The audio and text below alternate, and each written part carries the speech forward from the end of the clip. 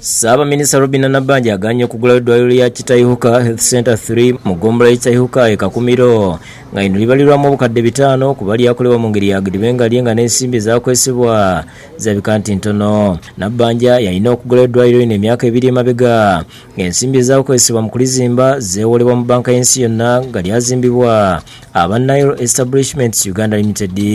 Mu kulambula eddwaliro lino Ssaabaminisita akizudde nti libaddemu enjalika mu siiringi wansi n'ebifo ebirala bingi.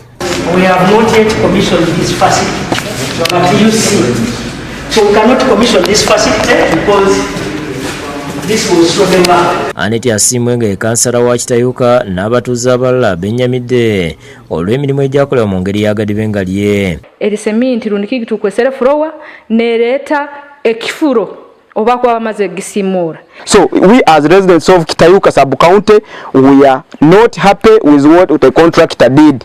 Ceiling erimu cracks. Ate ne compound yagikola bubi. Wansi floor erimu cracks. So contractor asooka amala okutereeza bino rocket commissioning eddwaliro. And therefore abakulembeze temukkiriza kukkiriza facility eno gikozesa nga contractor tujja kumusiba bw'abanga asaaga.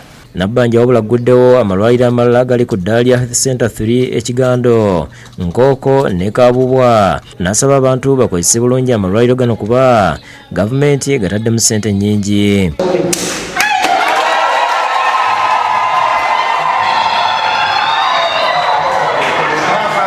Abatuuze mu kitundu kino basimye gavumenti olw'okuddaabiriza amalwaliro gaabwe.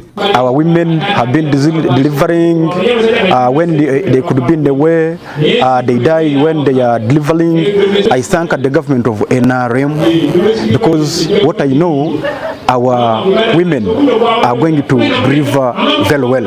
Abantu beno sangane balemwa nokebeza baitwa bwire bunu tukusiima gavumenti ya Uganda abokututekerezaaho yitabakyara abali babasaba b'okubyalo basabye gavumenti balowoozeeko ku misaala n'akasiimo. Saba gavumenti naitwe nka ba VHT eturole emirimu gitukukora etuherezeyo motivation akiri buli mwezi. So government nitugisaba naitwe akire tutekeho at least a motivation. Aradiswe Kakumiro Major David Matovu alabudde abantu bakumye okugootanya project za gavumenti. N'olwekyo butugema tufuna abaana abalamu ly'eggwanga erigagawala kuba eggwanga ligagawala abantu ate ne programu ya gavumenti nga okusoma kulima ne kutambula bulungi. Eddwaliro lya Kiganda lyamazeewo obukadde 82 Nkoko obukadde 397 ate Kabubwa obukadde 613. Ssaabaminisita nga ne minisita omubeezi w'ebyentambula Fred Byamukama batongoza essomero lya gavumenti erya Kitaihuka Seed Secondary School okusitula ku byenjigiriza. Andrew Mawejje akulira abakozi ba gavumenti e Kakumiro akasiza abatuuze gavumenti bwegenda okuzimba eggeserezo ku ssomero naye ng'era bakyabulamu n'ennyumba z'abasomesa. Gye bakoleramu biology ezo egenda kutugenda gikwasa contractor mu mwezi ogujja ogwa December wiiki esooka.